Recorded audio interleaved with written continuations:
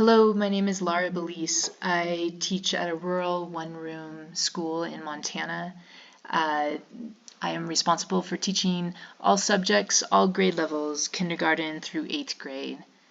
The unit of study you see here, One Sky, Many Astronomies, Connection to Place Through the Night Sky, is a cultural slice of a greater year-long multidisciplinary unit of study that focuses on the importance of maintaining our dark skies, our dark night skies.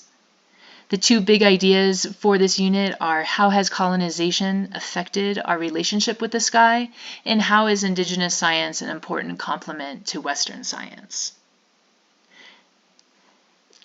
I want my students to be able to ask, how are star stories still important today? And they are still so important for remembering that connection to the night sky. Through Western science, we have lost that connection. However, for thousands of years, Native peoples relied on their observations of celestial patterns to survive, to know when to hunt, when to plant, when to harvest, and when to conduct certain ceremonies. There is a Dakota Lakota word, Camp Emne, that is mirroring, that as it is above, it is below. And through that local knowledge, that different perspective of the night sky based on place and community, there are many different cultural approaches to astronomy. And so with this unit of study, the students will learn to value and respect diverse ways of knowing about the world. Students will engage with texts from a variety of cultures to explore different ideas, perspectives, and interpretations of the world. As well, students will recognize how language and text record and preserve the history and expressions of cultures. Star knowledge is embedded in indigenous languages. There are so many quality resources out there that I was so fortunate to find. Dr. Annette Lee, she has been spearheading projects for about a decade and a half now. She has worked with NASA as an astrophysicist. She is indigenous. She is an artist, and she is a creator of all things amazing. There are some excellent stories that will be so engaging to students.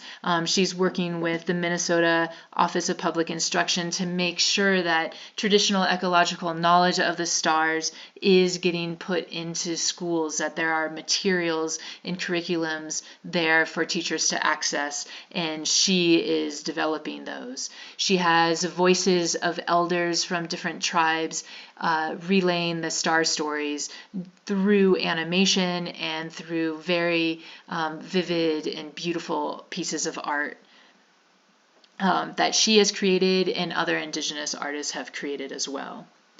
Birch Bark Books is an excellent resource. It is a bookstore created by Louise Erdrich, who is indigenous and an award-winning author. If you go to the book section of the website, there are so many different categories to dive into. I found at least 20 to 30 different star books that are based on North American indigenous voices. First Voices is a Montana movement. There are Montana educators who are indigenous that have created lesson plans with accompanying curriculum. One that I will be using in my classroom is this one of the Northern Cheyenne story of the Big Dipper that is also related to the Great Race story. And they have let's see if I can get to those. There is a recording which is done in Northern Cheyenne, and as well there's and then the captions are in English.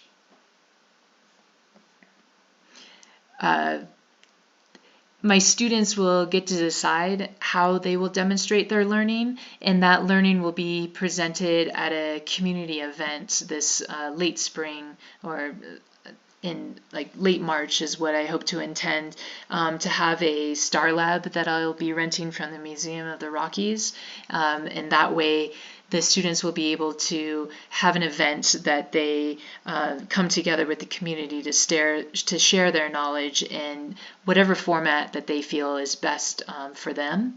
I really want the students to become participants of this learning, where they get to explore their own connection to the night sky and express that in some manner, to show as part of their demonstration of their learning, to not only recognize that importance for Indigenous peoples, but also for themselves.